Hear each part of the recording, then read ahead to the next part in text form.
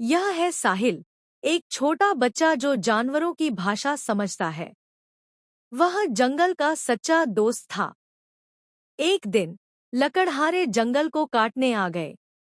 जानवर डर गए, लेकिन साहिल ने हार नहीं मानी।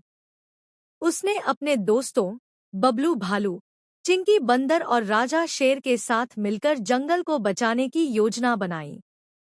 जानवरों ने मिलकर लकड़हारों को भगा दिया। फिर साहिल ने गांव वालों को समझाया और सबने मिलकर जंगल को संरक्षित क्षेत्र बनवा दिया।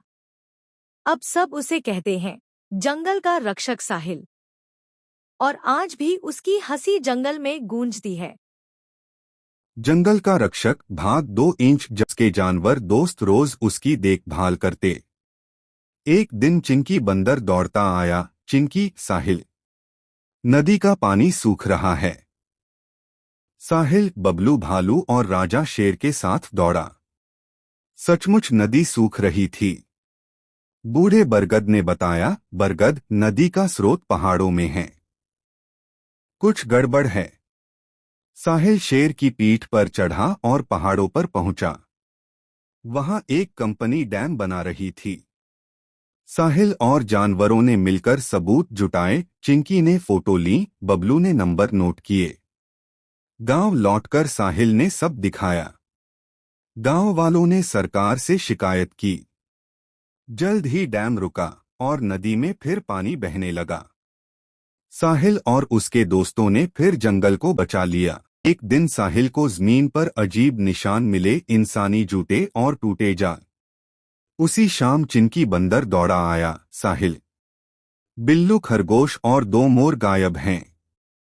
एक अजनबी जंगल में आया, लेकिन साहिल ने उसके इरादों को पहचान लिया।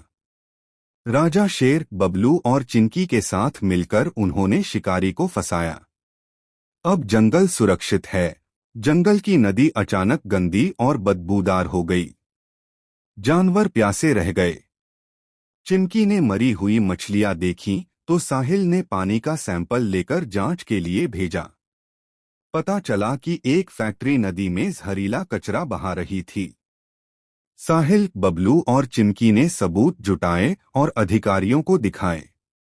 राजा शेर ने सभा बुलाई। सबने मिलकर सफाई अभियान शुरू किया। फैक्ट्री पर जुर्माना लगा और नदी फिर से साफ होने लगी। साहिल बोला, प्रकृति बस सम्मान चाहती है। राजा शेर मुस्कराया। एक सुबह जंगल में ड्रोन मंडराने लगे। चिंकी ने साहिल को बुलाया, कुछ तो गड़बड़ है। साहिल ने दोस्तों के साथ देखा, कुछ लोग जंगल खरीदना चाहते हैं। बबलू बोला, हमारा घर बर्बाद हो जाएगा। साहिल ने योजना बनाई। पंछियों ने ड्रोन उड़ने से रोका, जानवरों ने विरोध किया। साहिल ने वीडियो बनाकर सरकार को भेजा और निर्माण रुक गया। राजा शेर बोला, तुमने फिर से जंगल बचाया।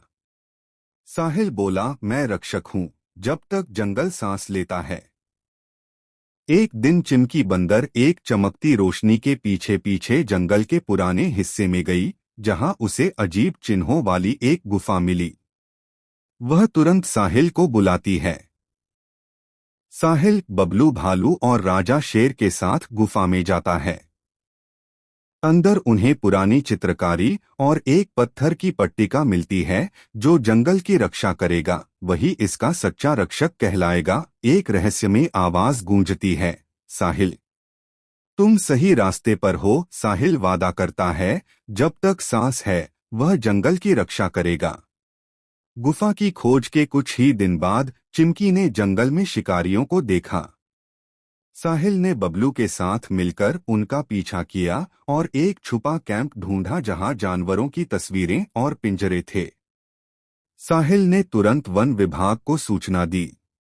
चिंकी ने जानवरों को चेताया और बबलू ने पेड़ गिराकर शिकारी के रास्ते बंद कर दिए। अधिकारियों ने आकर शिकारियों को पकड़ लिया। राजा शेर बोला, तुमने फिर जंगल को बचाया, साहिल। साहिल ने कहा, जब तक जंगल की आवाज मुझ तक पहुंचती है मैं उसका रक्षक रहूंगा। जंगल गूंज एक सुबह साहिल और उसके दोस्तों को गुफा के पास एक बूढ़ा साधु मिला, बाबा वन विज्ञान, जंगल की प्राचीन विद्या का रक्षक। उन्होंने चिमकी को पेड़ों की भाषा, बबलू को पानी के स्रोत और शेर राजा को संदेश भेजना सिखाया। साहिल को मिली एक जादुई छड़ी, वनमंत्र डंडी, जिससे वह पेड़ों और जीवों की हालत जान सकता था। अगले दिन बाबा गुफा में समा गए। साहिल बोला, अब जंगल की आत्मा हमारे भीतर है। चलो। जंगल में कई दिनों से काले बादल तो थे, मगर बारिश नहीं हो रही थी। साहिल ने अपनी डंडी जमीन पर रखी, कुछ गड़बड़ थी। चिमकी ने देखा, दूर पहाड़ियों से धुआं उठ रहा है। बबलू और राजा शेर के साथ साहिल पहुंचा एक फैक्ट्री तक जो बिना इजाजत चल रही थी। वही धुआं बारिश रोक रहा था। साहिल ने गांव वालों को साथ लिया, प्रदर्शन किया और वैज्ञानिकों ने सबूत दिए। फैक्ट्री बंद हुई और फिर तेज बारिश। राजा शेर बोला, जब तक साहिल है, जंगल कभी नहीं हारेगा।